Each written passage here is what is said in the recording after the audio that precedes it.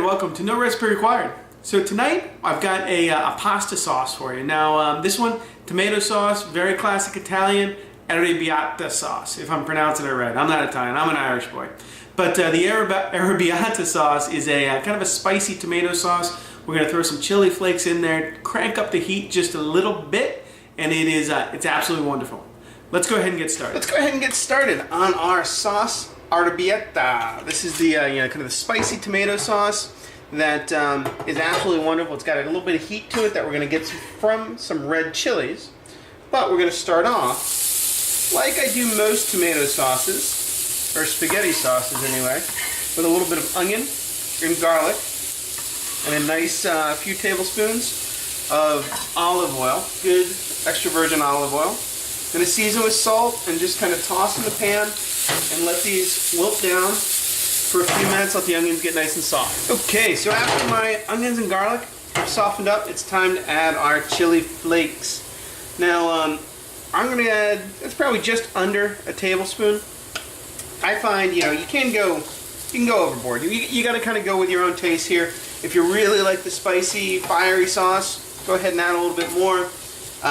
I find, at least what I put in, maybe a little bit less is kind of the minimum that you need to get some of that heat out. In fact, let's add just a touch more. And I'm just going to let these go and kind of soften up, take some of that heat and activate the oils for about a minute and a half. And then we're going to go ahead and add a large can. What do we got here? I don't even know how many this is. I don't know. We'll call it a pound. It's more than a pound. 28 ounces of fresh tomatoes. And we're just going to let these bring it up to a simmer, cook it off for a good 45 minutes. Okay, so I just added my can of diced tomatoes. I just want to stir and get everything kind of incorporated and mixed together. You don't want, the onions are kind of all bunched up to the side. You want to get them evenly distributed. And then I'm going to put a lid on this and just let it simmer away. Let the tomatoes cook and break down for 45 minutes. You can go, frankly, you can go 5 hours on it if you really wanted to, but 45 is kind of the minimum. Okay, so after about 45 minutes or so, most of the tomatoes are soft. We're going to add a couple more ingredients. I'm going to hit it with a little bit of vinegar, just a couple tablespoons. Red wine vinegar. I happen to use a little sherry vinegar there. I'm going to throw in a good kind of 3/4 handful of fresh chopped basil.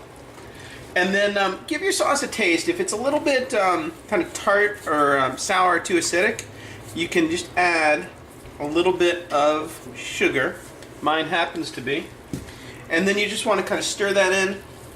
You can you can certainly serve it now, or if you want to cook it, actually I would let that vinegar cook down for at least 10 minutes or so.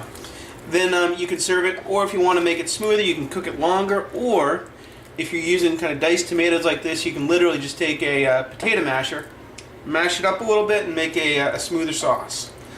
Me, I'm going to let this go for about 45 more minutes. Let those flavors blend. The longer you go, the better it's going to be. Okay, so my sauce, I simmered for about an hour and a half. Maybe we're approaching 2 hours. It's nice and smooth. It's the consistency I want it. Like I said, you can always just kind of mash it up a little bit. It's good if you want a smoother consistency. It's done. It's